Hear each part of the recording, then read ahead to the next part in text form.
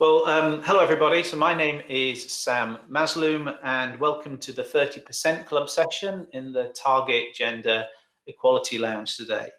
In today's session, we're going to be taking a look at the success of the work of the 30% Club throughout the world and how it's taking its model to expand the campaign beyond gender and to include ethnic diversity and racial diversity as well. And the people that are going to be helping us to do that today are Cairns, who is the global chair of the 30% Club and the executive vice chair at Mastercard, and Sophie Chandauka, who is the executive director of operations at Morgan Stanley. We're hoping to allow a little bit of time at the end for some questions, so if you do have any, please feel free to post them in the chat. So that's it from me for now, at least. So I'm going to hand over to Sophie to begin the conversation with Anne. Hello, everybody. Thank you so much for allowing us some time during a very busy schedule. It's wonderful to be here with Sam and Anne. And I thought I would start right at the top. Not all of us will necessarily be aware of the work that's been done over the years by the 30% Club. And so, Anne, I wanted to start with a simple question, which is, what is the 30% Club and why has it been so successful? Well, Sophie, you probably know the answer to this probably a little bit better than me, since I think you were there in the UK when it was first started. But it started in the UK at a time that we only had something like 11% women on boards. This is over 10 years ago. And Helena Morrissey started to form a group of mainly men who were CEOs and chairmen of the FTSE companies who, you know, agreed with her that actually it would be great to have more diversity on their boards and to go for a target of having at least 30% women on their boards. And the great thing was that these men talked to their colleagues and their competitors and created a very strong group across the whole of the FTSE 350 companies in Britain, so much so that without having mandates, they actually took the number of women sitting on British boards from 11% to 33% it is today. That's on average. And of course, in the meantime, what happened was a lot of different countries around the world became very interested in this. So the 30% Club became viral. It opened in America, it opened in Canada, Australia, Hong Kong, Malaysia, Turkey, South Africa, and it's in over 15 countries today, including Brazil. And what we're thinking of now is it would be fantastic to have it in all G20 countries. So we're systematically going through those countries who are excluded right now from the 30% Club and saying, please, you know, let's open a 30% Club there. And the next one that I think will open will actually be Mexico, which would be wonderful. That's fantastic. That's tremendous success, how a simple idea, right, can catch on and take the nuances of its own local market and I guess the relevant times, right, for that specific geography.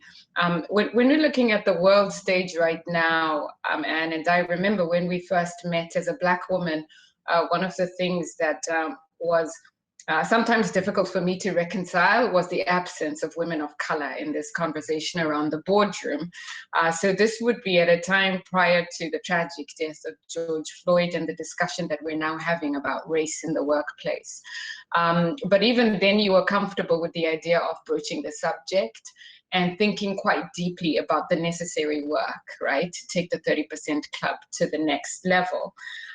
Why did you think then, before it became in vogue, why did you think then it was important to focus on race and gender?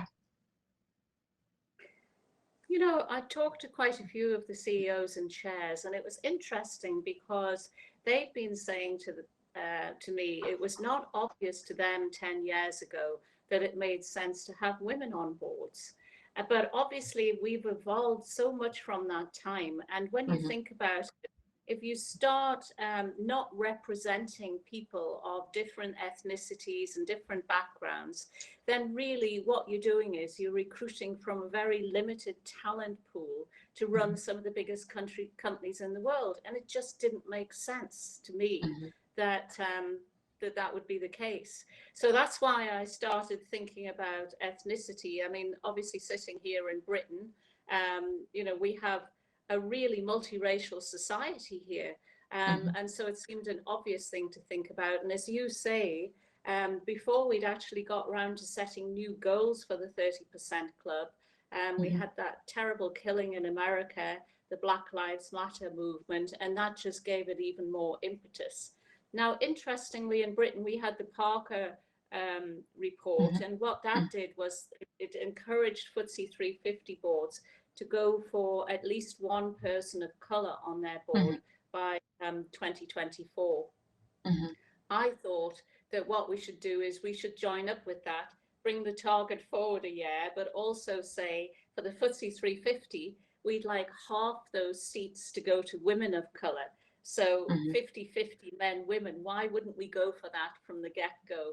And that felt right from the 30% Club perspective, because it really is having a gender lens, an intersectional lens with gender and ethnicity. It just felt like the right thing to do. And then I met you, Sophie, and you felt that we were going in the right direction. So it was great. And by the way, we put those new targets out in Britain, and there was a resounding you know, applause, or what do I want to say? There was a resounding support from the CEOs and the chairs for this, and it just showed the time had come. And you know, I believe that, you know, we need to look at different targets now in different countries. You mentioned that different local setups would be different. I mean, obviously, you wouldn't have the same sort of target in Japan, but you know, I think that you have to take in local nuances. Terrific, terrific. Thank you, Anne. So let me talk to you then. I mean, you've actually been championing this whole cause of, you know, justice, inclusion, you know, thinking about representation of race on both sides of the Atlantic. Tell me about, you know, your experiences over the last 10 years and the things you've learned from that. Yeah, well, and thank you for allowing me the privilege to tell my own story. So I'm a corporate finance lawyer by background, and now I'm a chief operations officer in operations and technology at Morgan Stanley. Every decision that we make is data driven. And one of the things that worries me when it comes to this discussion around gender is the data would generally tell the chair of the board that we're doing really well on gender. Because look, more than 50% of our intake of our analysts this year is female. As you've just recited, now we have 33% of our board members being female. The only problem is sometimes we're not sort of digging and lifting the bonnet to see what is the makeup of that 33%, what is the makeup of that 50%. And what we discover generally when we interrogate the data further is there's some women who are not included, by and large, in that number. And so I think where the 30% Club began is exactly the right place. You can't boil the ocean, right? You start where you can. But the challenge for us now, whether it is in our private companies, in our publicly traded companies, in our international organizations, in public service, etc., we need to not be complacent because the data is telling us that we have women graduating from universities and colleges and we are hiring them. Something is happening that means, number one, quite a lot of them are being lost in the middle, exiting, not accelerating to senior roles. But importantly, we're missing women of color in tremendous numbers along the way. And so one of our big challenges is to persuade boards not to become complacent because the number looks good now, 50%, 33%, etc. On the back of the social unrest, the protests, the activity we're seeing all over the world right now with race at work, I think there's a need for our organizations to really pause and reflect. and be truthful about the experience of, again, underrepresented groups, right? So the minority of the minority in these organizations and in these senior ranks.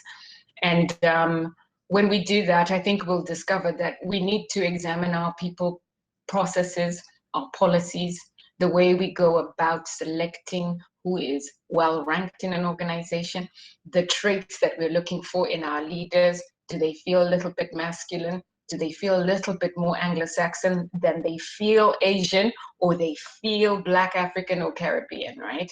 So thinking about how we define the successful leader, what behaviors and traits we expect of them, this monolithic approach to the way we define talent and what good looks like in a senior executive. You know, let's look at our people, our processes, and our expectations around behaviors, right? And think about who does it disproportionately disadvantage? Because most of us will probably discover unwittingly, we think we've got all these processes that are really good. But if you examine the outcomes, there's something that's not working in most of our organizations when it comes to women of color in particular, which means we're not then seeing them in senior ranks or in the boardroom. So really, I'm just using my lived experience and the data that I crunch every day on my day job to force the organization to think through what we need to do differently and hold ourselves to account. Can we look at the 33% and maybe come up with a number that says, to your point, we need to reserve a space for the minority of the minority? And who is that minority of the minority in the relevant context? Absolutely, absolutely. So, and you know what I love about what you just said is the outcome driven thing. Yes. I mean, because it's interesting now in the time of COVID that I was at an HR conference, an Indian HR conference actually, and somebody asked me a question saying, how do you know that your people are actually working at home when they're at home?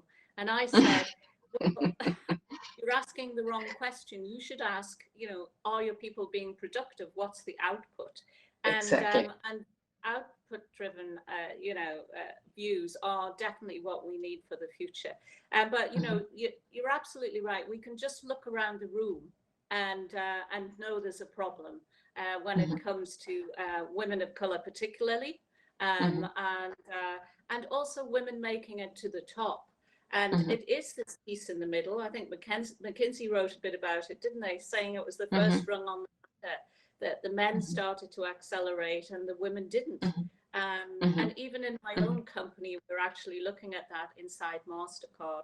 And I think, by the way, that many companies have responded to Black Lives Matter and are coming up with programs, it's certainly in America, to help address the issue for wider society, aren't they? I know at Mastercard, we come up with something called Solidarity, where we've committed to invest something like $500 million over the next 5 years in certain cities with certain communities to help SMEs and all sorts of things. And also internal targets. You know, we want to double the number of people of color VPs we've got. I think very clear targets like this, because targets, aspirational goals rather than mandates, create the heart and mind buy-in, don't you think, Sophie, rather than, oh, you've got a mandate to do this. It's what gets measured gets done, isn't it? Someone once said.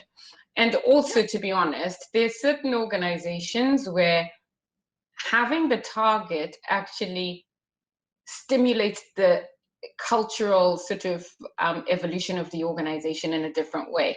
The truth of the matter is, in an investment bank, if it affects people's reward and compensation, they're more likely to behave slightly differently, right? You can say all you want about hoping human beings will be altruistic in the way they go about doing things. But if you have measures that are tied to performance evaluation and reward, you'll see a different kind of behavior faster. Because part of the issue that we have here, Anne, is we've been waiting for a while. And it would be nice for us to accelerate the pace of change. And so sadly, we are where we are now. We need to adopt interventions that are more rigorous and require greater accountability sooner rather than later. Absolutely, absolutely. And, you know, when we started the 30% Club, we were very focused on boards because we thought lead from the top. Yes. And then we moved into executive suite, which is much harder to do, by the way. I mean, sort of trying to get more women, get people with different ethnicities in the executive suite, that's really tough because you have to build the pipeline. And as you said, something's happening in the middle. You know, in your work, have you found that you're working with a lot of men to try and change the world, if you like, because they are in a position of power? Well, this is it, right? So one of the fundamental issues that we face in this discussion, whether it's white female, Black, Asian, other ethnic minority female, is, you know, we don't have the critical mass in the decision-making rooms to be able to define the strategy and hold the organization to account. And so what is necessary is for us to build stronger coalitions with those who are already occupying those seats now. And what that means is a stronger ally strategy, which you did phenomenally, right? And Helena led at the 30% Club's point of inception. You need the tone from the top in order for the rest to follow. And so it's really important in this conversation for the captains of industry to stand up. What we found, though, with race is that people are quite uncomfortable with the idea of even getting it wrong, and not understanding the historical context, and also importantly, sadly, not having the affinity. And what I mean by that is for most CEOs and most chairs that were the very first to join the 30% campaign, most of them would say, because I want to create a world where my daughter can do well. Or I recognize that situation because I saw what happened to my wife. Or I recognize that because I know what my mom went through. Yeah. Not all of us, not all white men will have a Black daughter or a Black mother or a Black sister or a Black other.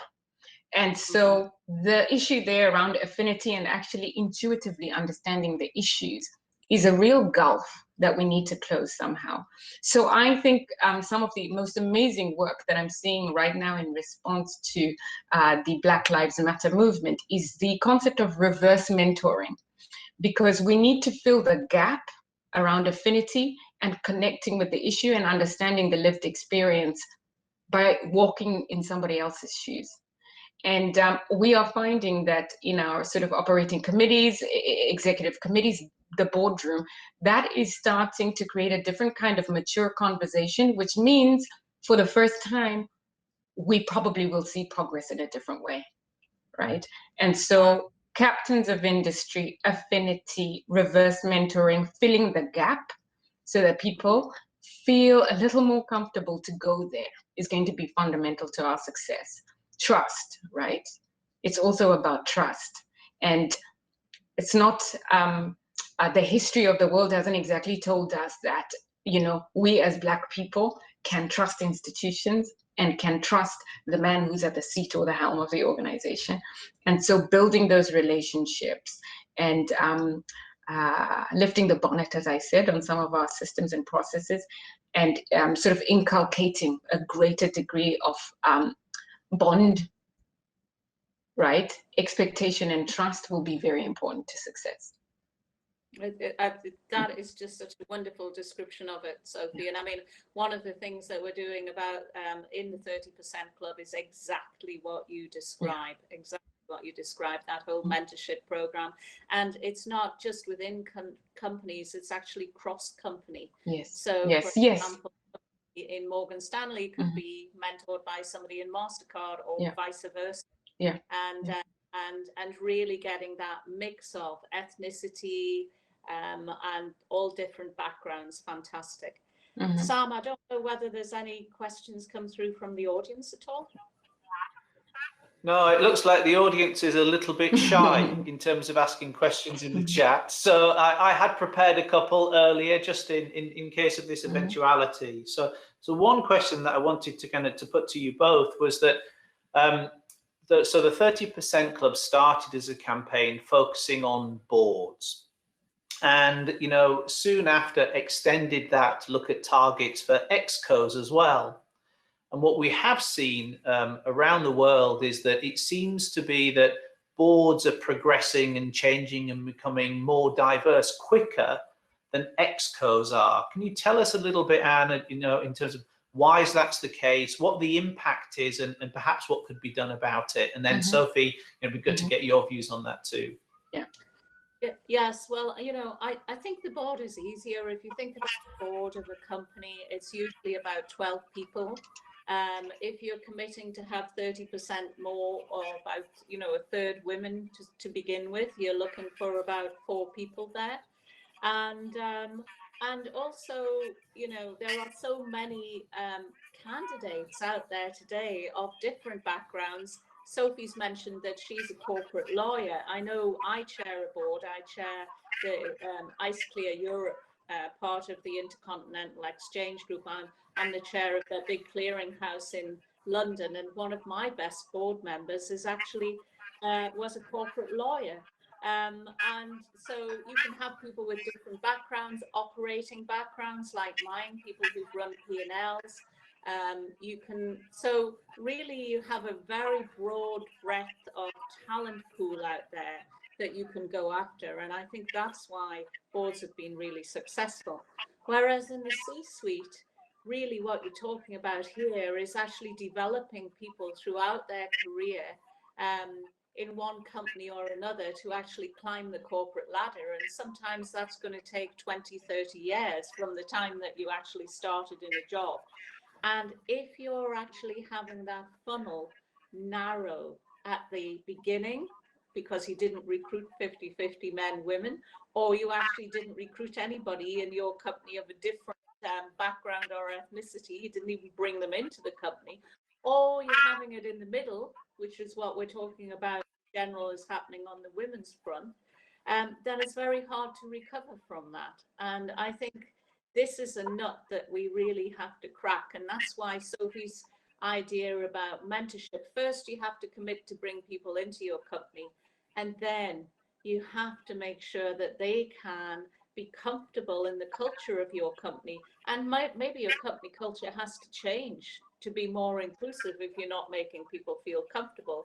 But the way to do that is by this reverse mentoring and really understanding what everyone needs to be successful in the workplace. Just the last thing I'd say about that is I was talking to a CEO the other day, and he was telling me that because of COVID, all of his workforce are remote right now. They're in the fund management business. But he found that the people who are on the spectrum of autism in his business, he's got some really brilliant kind of mathematician types. They love working this way. And he said he thought he'd made them comfortable in the office. He discovered they're much more comfortable remotely, and he hadn't appreciated it. So this is just an example of how you putting yourself into somebody else's shoes. Mm-hmm. Mm-hmm. Brilliant, thank you, Anne. And Sophie, are you seeing the same kinds of challenges with people of color? I mean, we've only just really started to focus on boards in the past few years, really, and certainly the 30% Club just this year. Do you kind of think we're likely to have a similar challenge in terms of the C-suite as well, or do you think there's maybe a different dynamic? No, I think it's exactly the same dynamic, to be honest. But I would also just add to what Anne has said. There's something about the prerequisites, right, of being on an expo. And it means that you need to have been working, I don't know, the last, say, 10 years of your career, right, being groomed to be prepared for that. And there are two sides of the coin that we have to look at. First of all, to be honest, I don't remember in my career ever being given the impression that I could have that job, right? And so query whether women are aspiring to those roles. Sometimes they're not, just based on the fact that that's not what the environment has been telling them they could do, right? So you start a family, you're out of work for a while. I mean, could you ever make it? And then there's another question, I think, with regards to what people are looking for as they are doing their succession planning. And it looks to me like, by and large, people are looking for people who look like them. and not really thinking, okay, my succession plan for the next 5 or 10 years need to factor in the changes that we need to reflect, right, in the broader society. So there's something about succession planning, and I guess who would qualify that's also not working well.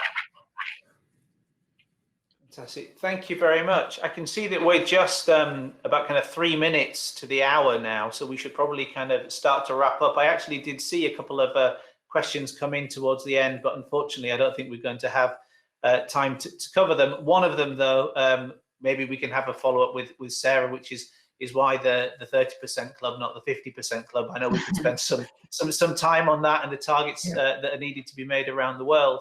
Anne and Sophie, great to hear from you. Anne, brilliant work that 30% Club has been doing. Sophie, great that you're joining us, and Anne as well, and bringing, you know, another dimension of diversity into, you know, kind of leadership at the top of the house. I think it's a really important cause, and one that I'm sure everyone on that's listening in will appreciate it. So I just want to thank the Target Gender Equality Lounge and UN Global Compact for inviting us to speak here. It's a fabulous partnership. We love the work that you guys are doing, and I guess, as we say in the business, that's a wrap.